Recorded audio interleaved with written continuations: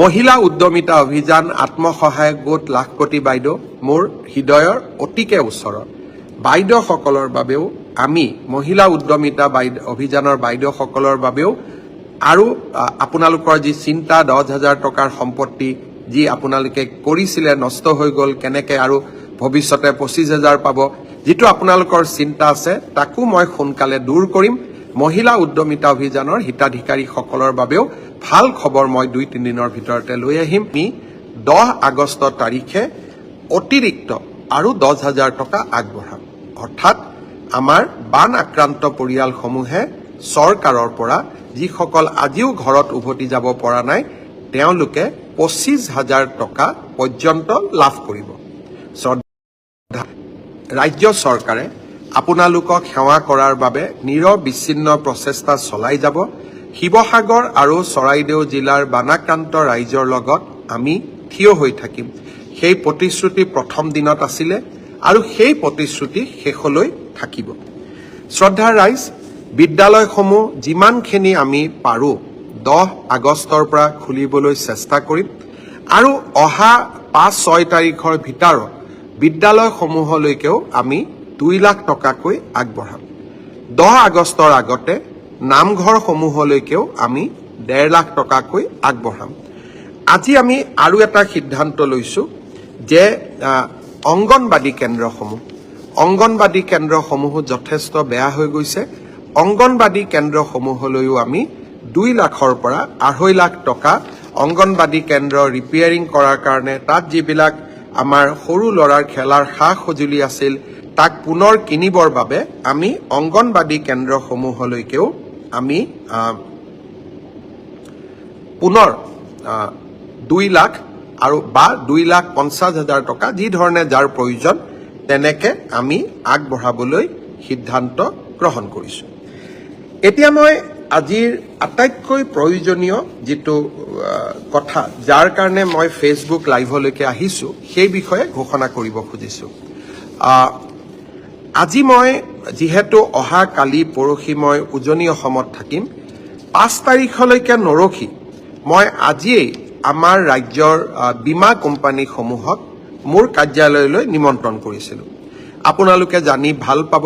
কেন্দ্ৰীয় চৰকাৰে ইতিমধ্যে বীমা কোম্পানীসমূহক বীমাৰ ধন নিষ্পত্তি কৰিবলৈ বিশেষ নিৰ্দেশ প্ৰেৰণ কৰিছে সেই নিৰ্দেশৰ পৰিপ্ৰেক্ষিতত আজি মোৰ কাৰ্যালয়ত মই ৰাজ্যৰ বিত্ত মন্ত্ৰী আৰু ৰাজ্যৰ মুখ্য সচিব আমি সকলোৱে লগ হৈ 46টা বীমা কোম্পানীৰ অধ্যক্ষ পৰিচালন সঞ্চালক মুখ্য কাৰ্যবাহী বিষয়া আৰু জ্যেষ্ঠ প্ৰশাসনিক বিষয়াসমূহৰ লগত আমি কথা পাতিছিলো ইয়াত জীৱন বীমাও আছে স্বাস্থ্য বীমাও আছে মটৰ বীমাও আছে সম্পত্তি বীমাও আছে ব্যৱসায়িক আৰু বাণিজ্যিক বীমাৰ সৈতে জড়িত প্ৰতিষ্ঠানসমূহ আছে এতিয়া আমি কি সিদ্ধান্ত গ্ৰহণ কৰিলো বীমাৰ আঁচনিসমূহ যাতে বা বীমাৰ ক্লেইমসমূহ ইনস্যুৰেন্স ক্লেইমসমূহ যাতে তৎকালীনভাৱে নিষ্পত্তি কৰিব পাৰে সেইভাবে সকলো বীমা কোম্পানীয়ে একোগৰাকী নোডেল বিষয়া আৰু জিলা বিষয়া শিৱসাগৰ চৰাইদেউ যোৰহাট আৰু গোলাঘাট জিলাত নিযুক্তি কৰিব সপ্তাহৰ 7 দিন আৰু 24 ঘণ্টা সক্ৰিয় হেল্পলাইনৰ তেওঁলোকে ব্যৱস্থা কৰিব তেওঁলোকে বিশেষ হেল্প ডেস্ক স্থাপন কৰিব আৰু অগ্ৰাধিকাৰ ভিত্তিত শিৱসাগৰ চৰাইদেউ যোৰহাট গোলাঘাট জিলাৰ ৰাইজৰ বান আক্ৰান্ত ৰাজ্যৰ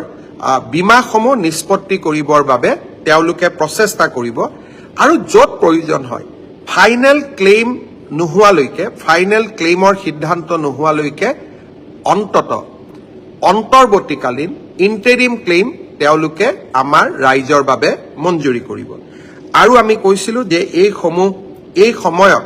ৰাইজে নথিপত্ৰ জমা দিয়াৰ ক্ষেত্ৰত বহুত অসুবিধা পৰিব বীমা কোম্পানীসকলে মোক প্ৰতিশ্ৰুতি দিছে যে যিমান সম্ভৱ ন্যূনতম নথিপত্ৰৰ ওপৰত বীমাৰ দাবী নিষ্পত্তি কৰাৰ বাবে তেওঁলোকে প্ৰচেষ্টা কৰিব ইয়াৰ উপৰিও আজি তেওঁলোকে মোক স্পষ্টভাৱে জনাইছে যে তেওঁলোকে এখন সিম্পল ফৰ্ম ব্যৱহাৰ কৰিব প্ৰয়োজন হলে ভিডিঅ'ৰ যোগেদি তেওঁলোকে জৰীপ কৰিব আৰু মটৰ গৃহ দোকানদাৰ বাণিজ্যিক সম্পত্তি পশুধন আৰু ব্যক্তিগত দুৰ্ঘটনা বীমাৰ দাবীসমূহ অগ্ৰাধিকাৰ ভিত্তিত নিষ্পত্তি কৰিব। সম্পত্তি আৰু বাণিজ্যিক দাবীৰ ক্ষেত্ৰত নথিপত্ৰ নষ্ট হ'লে পলিচিৰ চৰ্ত অনুসৰি পূৰ্বৰ ষ্টক, বেংকৰ নথি অথবা সেলফ ডিক্লেৰেশ্যনৰ ওপৰতো ইন্স্যুৰেন্স ক্লেইম কৰাৰ তেওঁলোকে সুবিধা দিব। আমাৰ বান আক্ৰান্তত যিসকল মৃত্যু হৈছে তেওঁলোকৰ বাবে ডেথ চাৰ্টিফিকেট আদিৰ বাবে অপেক্ষা নকৰি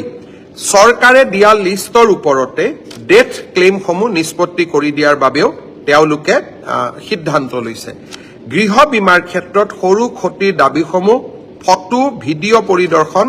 আৰু সেলফ ডিক্লেৰেশ্যনৰ ওপৰতো দ্ৰুত নিষ্পত্তি কৰিবলৈ সিদ্ধান্ত গ্ৰহণ কৰিছে। ইয়াৰ উপৰিও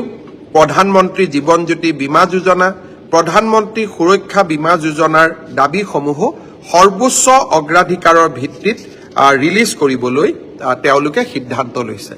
সেয়েহে মই শিৱসাগৰ, চৰাইদেউ, যোৰহাট, গোলাঘাট জিলাৰ ৰাইজক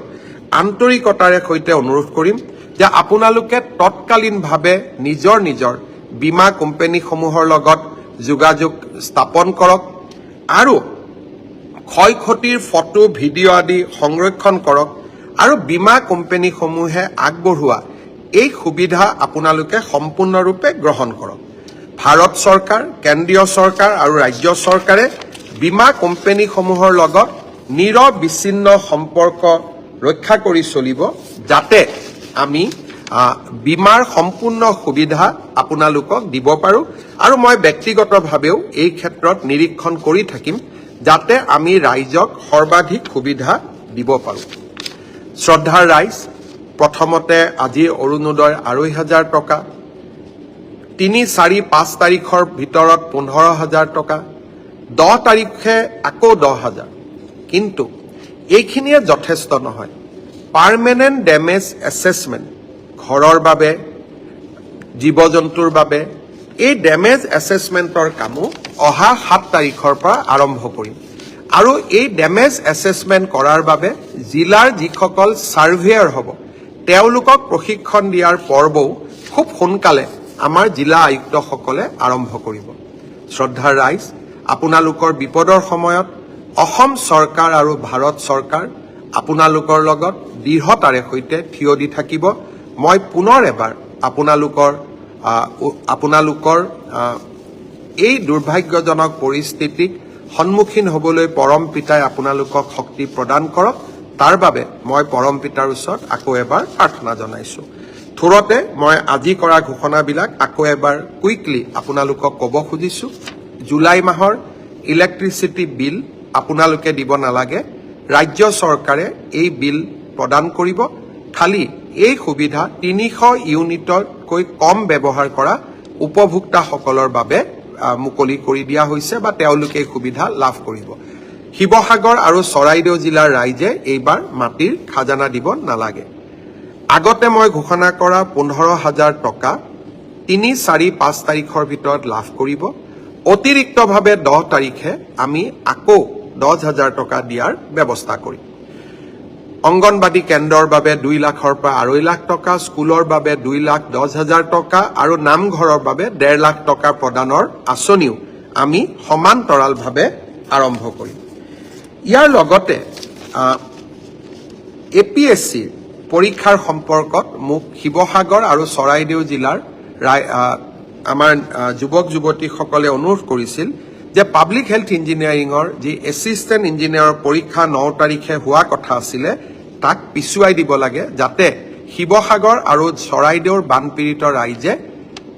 কোনো অসুবিধা ভোগ কৰিব নালাগে। আজি লোকসেৱা আয়োগে এই পৰীক্ষাও অনিৰ্দিষ্ট কাললৈ পিছুৱাই দিছে। আমি অতি সোনকালে পৰীক্ষাৰ দ্বিতীয় ডেট ঘোষণা কৰিম, কিন্তু তেতিয়া ঘোষণা কৰিম যেতিয়া শিৱসাগৰ আৰু চৰাইদেউ জিলাত বান পৰিস্থিতি উন্নত হ'ব। শ্ৰদ্ধাৰ ৰাইজ, মই পুনৰ এবাৰ যিসকল সহৃদয় ৰাইজে, সংগঠনে, NGO, দেশৰ বিভিন্ন ৰাজ্যৰ পৰা আৰু অসমৰ ভিতৰৰ পৰা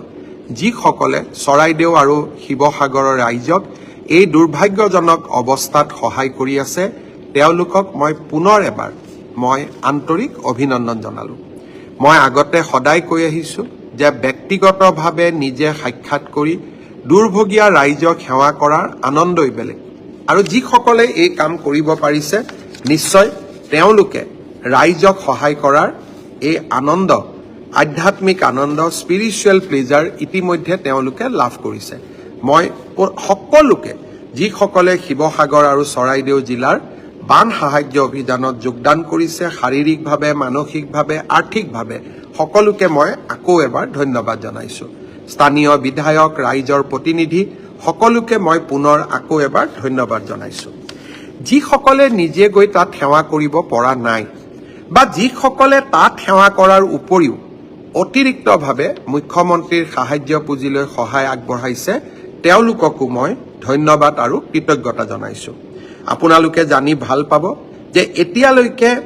মাইক্ৰ ডোনেশ্যন সৰু ডোনেশ্যন ৯,২২০ গৰাকী ব্যক্তিয়ে মুখ্যমন্ত্ৰী সাহায্য পুঁজিলৈ আগবঢ়াইছে ইয়াৰ QR কোড